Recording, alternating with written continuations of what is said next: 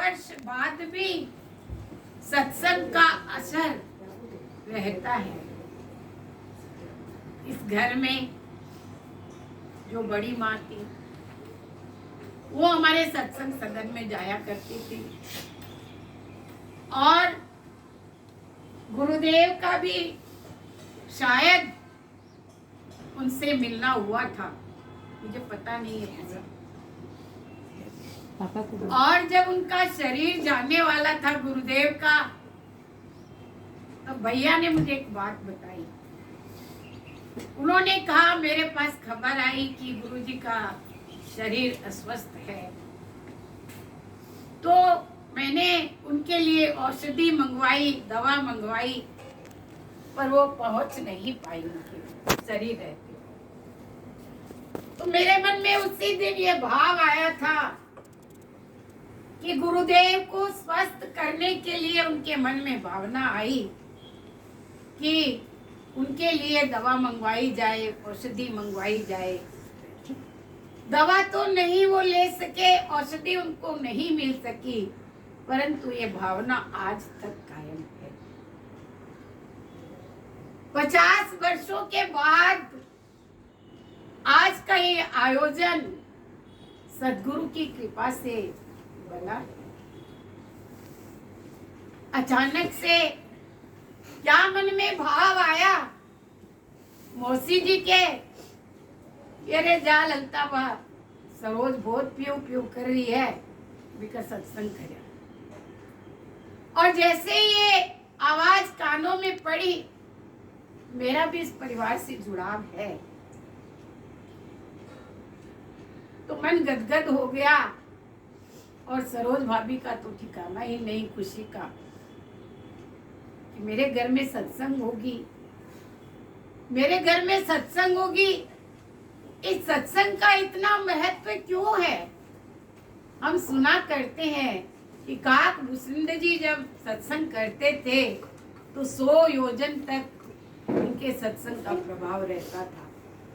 ये हमने त्रेता युग की बात सुनी। और सत्संग के महानता तो हम प्रत्येक दिन ही सुनते हैं। जहां भी कहीं सत्संग होती है तो सत्संग की महानता हमको सुनने के लिए मिलती है। कोई कहता है कि हमारे घर में सत्संग होने से ये मंगल हो गया, कोई कहता है कि हमारे घर में सत्संग होने से जीवन में खुशियां आ गई, कोई कहता है हमारा अटका हुआ काम हो गया, कोई कहता है कि हमें सत्संग करके बड़ा आनंद आया। तो सत्संग तो आनंद देने वाली एक क्रिया है। और एक हंसी की बात, रविशंकर जी की फोटो की तरफ मेरा ध्यान गया अचानक से, और वो भी सत्संग प्रेमी है, हम लोग सब जानते हैं रविशंकर जी के बारे में। जैसे ही उनकी ओर ध्यान गया तो लगा कि वो झूम रहे हैं सत्संग को देखकर, और उनकी मुद्रा भी ऐसी है झूमने वाली। तो लगा कि ये सत्संग हमारे जीवन में रस घोल देती है। हम चाहे सत्संग से कितना भी जी चुराएं, कितना भी हम ये कहें कि आज हमारे घर में काम है, या आज हम बिजी हैं, व्यस्त हैं, या आज हमें कहीं और जाना है, या आज हमारा निकास नहीं होगा, ये सत्संग के सारे नहीं जाने के बहाने हैं। गुरुदेव ने एक वाणी में लिखा, बहाना बनाना सबको आया पर बहना किसी को नहीं आया। बहाना बनाने में क्या जोर आता है भाई? हमारा ये शरीर शरारत से भरा हुआ है। हमारा शरीर ही हमको सत्संग नहीं करने देता, क्योंकि हमने अभी शरीर के सुख को सबसे बड़ा सुख माना हुआ है। शरीर का सुख, मन का सुख, तन का सुख, धन जन का सुख सबको मिल जाता है, और मिलता भी है, मिला हुआ है भी। परंतु ये सत्संग का जो सुख है, ये हमारे एक जन्म साथ नहीं रहता, अनेक जन्मों तक हम इस सत्संग का आनंद ले सकते हैं। जैसे कि आज 50 वर्षों के बाद पुनः इस घर में शायद सत्संग हो रहा है। गुरुदेव की कही हुई बातें कभी निरर्थक नहीं जाती। गुरुदेव का किया हुआ उपकार कभी व्यर्थ नहीं जाता। घर में बड़ों की हुई सत्संग हमेशा हमारे साथ रहती है। यदि आज उनका भाव का प्रभाव इस घर में नहीं होता तो शायद किसी के मन में ये जागृति नहीं होती कि गुरुदेव हमारे घर आए, सत्संग हमारे घर में हो, और सत्संग में आना जाना भी शायद नहीं रहता। ये उन्हीं के भाव का प्रभाव है।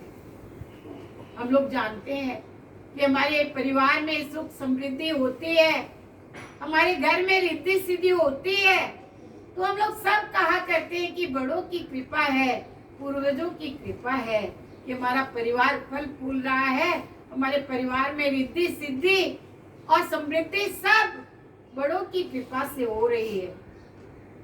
परंतु ये सत्संग का जो सुख है, ये तो कोई अलौकिक सुख है। इस सुख की तुलना हम तुलसीदास जी के शब्दों में बहुत बार सुनते हैं कि तात स्वर्ग अपवर्ग सुख है, धरई तुला एक अंग, तूलन ताहि सकल मिली, जो सुख लव सत्संग। आज एक प्रेरणा मिल रही है। परसों ही हम लोग लीलवा सत्संग करने गए थे और 52 भगवान की कथा हमको सबको पता है कि 52 भगवान याचक बन के राजा बलि के द्वार पर भीख मांगने गए। ये हमको सबको पता है। परसों जहाँ हम लोग सत्संग करने गए वहां पर मौसी जी साथ में थे और उन्होंने याचक बनकर सत्संग की भीख मांगी 5 बार। कहा उन्होंने, मुझे पैसा नहीं चाहिए, मुझे रुपया नहीं चाहिए, मुझे धन नहीं चाहिए, मुझे दौलत नहीं चाहिए। आज मैं आप लोगों के द्वार पर झोली पसार कर सत्संग की भीख मांगने आई हूँ। और एक बार नहीं 5 बार उन्होंने ये बात कही और 52 भगवान का दृश्य सामने आ गया। कहा, तेरे द्वार खड़ा भगवान, भगत कर दे। उन्होंने धन नहीं मांगा। और जब वो ये बात कह रहे थे तो मन में भाव आ रहा था कि सत्संग इतनी महान क्यों है, सत्संग की भीख क्यों मांगी जा रही है। ऐसी क्या बात है सत्संग में जो इतने महान होते हुए भी भीख मांग रहे हैं, झोली पसार के सत्संग की भीख दे दो। आज गुरुदेव ये बात समझा रहे हैं कि बिना सत्संग के मनुष्य का जीवन पशु के समान हो जाता है। चाहे हम कैसी भी सत्संग करें, चाहे हम किसी की भी सत्संग करें, कोई भेद नहीं है। इस प्रकार गंगा जी के अनेक घाट है पर गंगा एक ही है। उसी प्रकार हम कहीं का भी सत्संग करें, किसका भी सत्संग करें, भगवान राम का नाम ले, चाहे कृष्ण का नाम ले, चाहे हनुमान का नाम ले, चाहे दादी का नाम ले, चाहे हम अन्य किसी कथा कीर्तन में जाएं, पर सत्संग का आधार हमारे जीवन को इस संसार के मझधार से उबार लेता है। यदि हमें उबरना है संसार की बहती हुई धार से, मझधार से, तो सत्संग से बड़ा कोई साधन नहीं। और एक बात बहुत बार मेरे मन में एक भाव आता है कि हमको भगवान ने 24 घंटे आजाद रहने के लिए समय दिया। 24 घंटे में उन्होंने ये नहीं कहा कि 22 घंटे तुम सत्संग करो और 2 घंटे घर का कार्य करो। उन्होंने ये नहीं कहा। उन्होंने कहा 22 घंटे संसार का कार्य करो, घर परिवार का कार्य करो, जन सेवा का कार्य करो, रिश्तेदारों का कार्य करो, समाज में अपना नाम करो, परंतु 2 घंटे सत्संग करो। और एक समझने की बात है, गुरुदेव ने तो पहले ही वाणी में बता दिया कि बहाना बनाना बहुत आया पर बहना नहीं आया। समझने की बात है कि हम किस प्रकार बहाना बनाते हैं। यदि हम चाहें 24 घंटे की सत्संग हमारी बन सकती है। कब? जब हम 2 घंटे सत्संग के लिए देते हैं तब। यदि 2 घंटे भी हम सत्संग को नहीं देंगे समय, तो हमारा एक पल भी सार्थक नहीं होगा। पुराने लोगों ने भजन गाया, सुना हुआ है बचपन में भजन कि घर धंधे में भूली भगवान घर धंधो। इस घर के धंधे का कोई अंत नहीं है।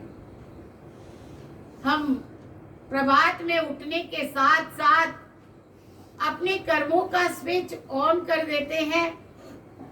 सबसे पहले हम अपने तन के कार्य करते हैं, उसके बाद घर के करते हैं, उसके बाद परिवार के करते हैं, उसके बाद बाहर के कर्म करते हैं।